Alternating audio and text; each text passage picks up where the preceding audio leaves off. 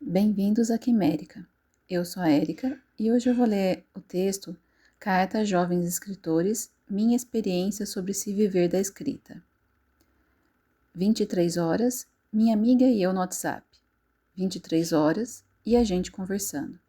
A gente já não se fala ou se encontra tanto assim. Coisas da vida adulta, moderna, materna. 23 horas e conversamos como se tivéssemos nos visto ontem mesmo. Estou frisando 23 horas porque eu sou uma anciã disfarçada como uma jovem senhora. Como diz minha mãe, eu já nasci com 80 anos, então agora eu tenho 130. Para mim, estar acordada às 23 horas beira ao rasgo do tecido da realidade. 23 horas e a gente conversando sobre o quê? Filhos. E uma questão: o futuro que nossos filhos sonham. O filho dela quer ser escritor. Daí ela me pergunta, mesmo sem perguntar diretamente, como ele pode ser um escritor? Eu respondo sem responder. É isso que eu também queria saber. E combinamos um café. Nem preciso dizer que tive insônia. Afinal, essa é uma das questões de minha alma, a escrita. Mas escrever e ser um escritor são coisas bem diferentes. Eu sou escritora por missão de alma e trabalho com edição de livros para sobreviver. A minha escrita já me rendeu algumas premiações, como a de melhor livro da Biblioteca Nacional do Rio de Janeiro em 2016, por obra juvenil, sendo essa obra também adquirida nos planos de compra do governo. O que posso aconselhar vem dessa minha experiência, vivida em minha carreira, de 25 anos na estrada. E se resume em seguir o coração e ter um plano B.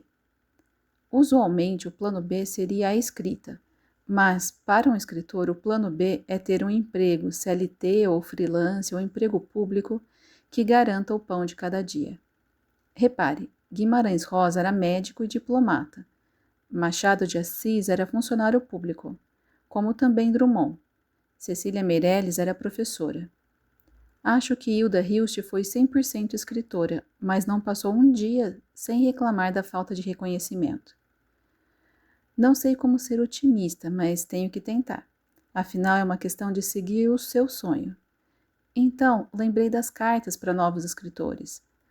Há diversas cartas para o jovem escritor, a mais famosa de Rilke, mas com uma rápida pesquisa na internet encontrei uma de Mário Vargas Llosa, outra de Fernando Sabino, em correspondência com Mário de Andrade, outra de Colum McCann, a maravilhosa carta ao Zézin, do Caio Fernando Abreu, e há cartas que não são propriamente cartas, mas que não deixam de ser, como Um Teto Todo Seu, de Virginia Woolf, Escrever, de Marguerite Duras, Palavra por Palavra, de Anne Lamott, entre tantas. Essas cartas são mais um incentivo para se continuar do que propriamente instruções detalhadas, até porque não existe fórmula mágica, não existe caminho traçado, não existe, infelizmente. Todo escritor procura pela estrada de tijolos amarelos, mas se vê diariamente abrindo trilha no Jurassic Park. Perdão pelas analogias arcaicas. Antes de dizer o que penso, vamos ver o que pensa sobre isso a Isabel Allende. O primeiro conselho de Isabel Allende no curso da BBC é: não saia de seu trabalho até que você tenha certeza de que consegue se sustentar com sua escrita. E não apenas a escrita vinda de seus livros, mas do entorno, de aulas que você dê, palestras, etc. Porque escrever não te dá muito dinheiro. Então, o que eu posso aconselhar? Qual seria minha carta a uma pessoa jovem que sonha em viver da escrita? Número 1. Qual seria o primeiro passo? Escreva e leia todos os dias. Não precisa escrever a Odisseia nem ler Proust todo dia, mas precisa sim escrever um pouco e ler um pouco. O que ler? Leia o que você gosta, mas lembre-se, provavelmente você vai escrever no mesmo gênero de suas leituras. Se você gosta de ler suspense policial, provavelmente vai escrever livros de suspense policial. Número 2. No que me graduar, o que estudar, se quero seguir carreira de escritor? Se você acha que deve cursar uma faculdade de letras, vá lá e faça. Se preferir direito, vá lá e faça. Se gostar de psicologia, idem. Se não conseguir cursar a faculdade, não tem a mínima necessidade, pois seja lá o que você fizer, vai se somar em sua experiência para a escrita. Logicamente, uma faculdade de letras te dará mais conhecimento na materialidade da língua, nas teorias literárias. Você poderá ter mais domínio sobre a estrutura de seu texto, sobre a escolha vocabular, gramática, composição da narrativa. Mas as demais faculdades poderão colaborar de outras formas. Se seu campo de estudo for a química, poderá ter argumentos interessantes em uma trama policial. Número 3. Escritor é uma profissão que paga bem? Vou responder com duas outras perguntas. Número 1. Quanto seria esse pagar bem para você? E número 2. Você sabe qual é a moeda de troca universal? Sobre a pergunta número 1. Quanto seria esse pagar bem? Normalmente pensamos em altos salários, mas, como me disseram uma vez, hoje pouco existe isso de salário. A maioria das pessoas trabalha ou como freelancer ou no mercado informal. Tente fazer uma lista das profissões que você acha que pagam bem e procure pessoas reais, próximas, amigos, parentes, vizinhos, que trabalhem nessa área e converse com elas. Normalmente o que temos é uma ideia ilusória sobre o dinheiro, ou pior, uma ideia deslumbrada. É bom essa conversa com pessoas para se começar a ter uma noção mais realista. No meu caso, e veja que eu não sei nem se estou na média nem abaixo, porque não sei se existe essa estatística, mas eu apenas recebi um bom dinheiro quando consegui que um livro fosse vendido para o PNLD literário e quando recebi um grande prêmio literário. Mas mesmo esse meu bom dinheiro foi eventual e não pagaria as contas de minha família a longo prazo. Sobre a pergunta número 2, você sabe qual é a moeda de troca universal? O dólar é uma moeda bem difundida e tem o euro. E você pode pensar nas moedas modernas como a criptomoeda, Bitcoin. Então, qual é a moeda universal? A resposta é o tempo. O tempo é a moeda de troca. É a quantidade de seu tempo que você investe em fazer algo que lhe dá o real valor do que você faz. Se você já tentou pescar, sabe que são horas e horas de paciência e preparo até pegar um peixe. É o mesmo com a escrita. Você tem ideia de quantas horas são necessárias para escrever uma história de 160 páginas? A média é que você demora 16 horas para ler um livro de 160 páginas e escrever. Não sei quanto aos outros escritores, mas eu posso levar até 3 anos para escrever uma novela, porque escrever não é apenas colocar tudo no papel de uma vez, mas sim reler e reescrever até que esteja do jeito que se deseja. Então, quantas horas de dedicação, silêncio, reclusão você vai aplicar à sua escrita? Essa é a sua moeda de troca com o mundo. É quanto de você está naquilo que você faz. E isso não tem um equivalente em nenhuma moeda financeira, porque não é um negócio. Muito se diz sobre isso ou aquilo serem a alma do negócio, mas veja bem, negócio não tem alma. Quem tem alma é você. Essa é uma conta que não dá para fazer. E se você tentar, vai sempre fechar no vermelho. Então não dá para pensar em quanto dinheiro você vai receber por um livro vendido. Esse, aliás, é o primeiro dos motivos pelos quais tantos escritores têm bloqueio criativo ou desistem de escrever. Número 4. Mas eu preciso mesmo ter outra profissão que não a de escritor?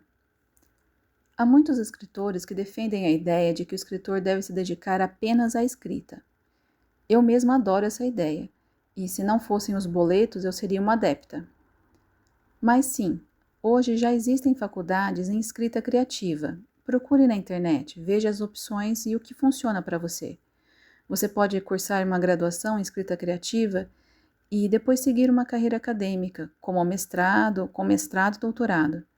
Porém, até onde eu conheça, essas graduações existem apenas em faculdades particulares, pagas. A carreira acadêmica, aliás, é uma maravilhosa opção para o escritor. E uma das vantagens é que o mercado editorial valoriza muito o escritor que também é um doutor em alguma área do conhecimento. Além disso, existem cada vez mais mini-cursos de escrita criativa, Vários escritores oferecem oficinas. Pesquise se seus escritores favoritos têm cursos ou oficinas e faça. Cada escritor vai te dar um conselho. E existem as novas profissões relacionadas ao copywriting, que me parece ser uma mistura de texto publicitário com jornalismo, para criar narrativas para blogs, youtubers, sites, etc. Eu não consegui trabalhar nessa área, então não posso te dizer muito, mas é um mercado sim. Pesquise realisticamente sobre ele. Número 5. E sobre o mercado editorial? No Brasil é um mistério. As editoras, na realidade, conseguem seu sustento com a venda de livros para o governo. Então elas estão investindo cada vez mais nisso, o que é bom para o escritor que consegue entrar nesse circuito. Mas ainda é uma luta se conseguir isso. As editoras pequenas, batalhadoras, que estão lado a lado com o escritor, existem, e nelas ainda se é possível chegar, pois algumas delas abrem processo de avaliação de originais anualmente ou bienalmente. Fique atento. As grandes editoras são o Everest. Não é impossível, mas é uma escalada. E sim, infelizmente, existem as editoras que aceitam todo o texto que você enviar para elas. Pode até fazer um teste. Envie uma lista de receita de bolo entremeada pelo horóscopo de cada signo. Ainda assim, essas editoras vão dizer que sua obra foi aprovada, mas elas nem abrem seu arquivo, a não ser para contar caracteres e te enviar um orçamento, pois elas apenas estão interessadas em cobrar do escritor taxas, ou serviços de revisão, ou de diagramação, ou capa, ou cobram porque o livro não vendeu, daí o escritor tem que arcar com uma compra mínima de exemplares, e o seu livro não circula em lugar nenhum. Ficam todos na casa do escritor, e a editora não explica nada direito, e normalmente tem site com trajetórias deslumbradas e mirabolantes. Na minha época da faculdade, o nome era Editora Caça-Níquel. Observação. A escritora Jahide Arraes tem escrito muitos conselhos sobre essas editoras para que o escritor não caia nesses golpes. Há editoras que cobram pela publicação de uma forma aberta e honesta, e não velada, como a que eu disse antes. Daí sim, é uma questão de escolha e de investimento. E, sinceramente, é a forma como os escritores todos começam, pagando pelos exemplares impressos. Tem o e-book. Ele vende? Está começando. Então, você pode colocar seu e-book de forma independente na Amazon ou em outra empresa. Leia o contrato e siga em frente. E não acredite em promessas de sucesso instantâneo. Eu fiz um material sobre autopublicação que talvez ainda seja útil. Eu vou colocar o link aqui, ele está no meu blog. Também escrevo algo sobre escrever no meu blog. Mas não tenha pressa em publicar. Não tenha mesmo. É mais importante escrever, ter muito material escrito, mesmo que na sua gaveta, ou em um blog, ou no Medium, ou no Substack. Número 6. Então, o que eu posso fazer? Pode enviar seus textos para concursos literários. Eu indico um aqui. Conheça outros escritores. Faça parte de algo, um grupo, um sarau, um clube de leitura. Vá a eventos literários. Se conseguir ser midiático, ter canal no YouTube, podcast, etc., fica mais fácil de as editoras te considerarem um bom investimento, já que você cultivou um pequeno ou grande público ou seguidores. Outro conselho que dou é ler poesia. A poesia dobra a realidade, aumenta as conexões mentais pelo simples fato de criar metáforas. Leia um poema por dia e em pouco tempo sentirá seu horizonte se ampliar. Afinal, como diria Manuel de Barros, abre aspas, no descomeço era o verbo. Só depois é que veio o delírio do verbo. O delírio do verbo estava no começo, lá onde a criança diz: eu escuto a cor dos passarinhos. A criança não sabe que o verbo escutar não funciona para a cor, mas para o som. Então, se a criança muda a função de um verbo, ele delira. E, pois, em poesia, que é a voz de poeta, que é a voz de fazer nascimentos. O verbo tem que pegar delírio. Fecha aspas. Faça o mínimo com o máximo de você. Essa frase foi dita diversas vezes por várias pessoas. Machado de Assis, Madre Teresa de Calcutá, Fernando Pessoa. Ou seja, se dedique ao máximo, no mínimo que fizer. Não pela aprovação dos outros, mas sim porque é seu sonho. É você mesmo que está em cada linha, em cada personagem, em cada vírgula ou ponto final. Abre aspas. Sê todo em cada coisa. Põe quanto és no mínimo que fazes. Assim, em cada lago, a lua toda brilha, porque alta vive. Fecha aspas. Poema de Fernando Pessoa. Siga seu coração sempre e evite se fragilizar. Então tenha sim um trabalho remunerado. Desculpe, mas penso demais em segurança e não consigo aconselhar que você se dedique 100% à escrita, pois sei que para muita gente não funciona assim, para mim inclusive. Não consigo fazer isso. Então, seja um escritor com um plano B. Escreva sempre, leia sempre e lembre, a vida é seu material de estudo e suas memórias são o material de que são feitas a base de suas histórias. Nunca desista, insista, persista, caça o jeito de sua liberdade. Afinal, você é um escritor e sua matéria de trabalho é a imaginação. Outro poema de Manuel de Barros. Quem anda no trilho é trem de ferro. Sou água que corre entre pedras. Liberdade caça jeito. Procuro com meus rios os passarinhos. Eu falo desemendado. Falei um pouco aqui sobre a minha experiência em viver da escrita. Como eu disse antes, cada pessoa pode te dar um conselho diferente. O importante não é seguir exatamente o que o outro te indica, mas sim esse processo de pesquisar o que você quer, o que faz sentido e o que te ajuda a construir seu próprio caminho. É importante também ter em mente que a escrita, como as demais artes, fazem parte da alma. Então, esteja certo que seguir o caminho que seu coração indica é chegar cada vez mais perto de você mesmo. Faça sua arte. Siga criando sempre. Querida pessoa, eu espero de coração que esse texto tenha te inspirado. Vou adorar ler seus comentários e conversar com você. Se puder, colabore, curtindo, compartilhando e se inscrevendo no canal.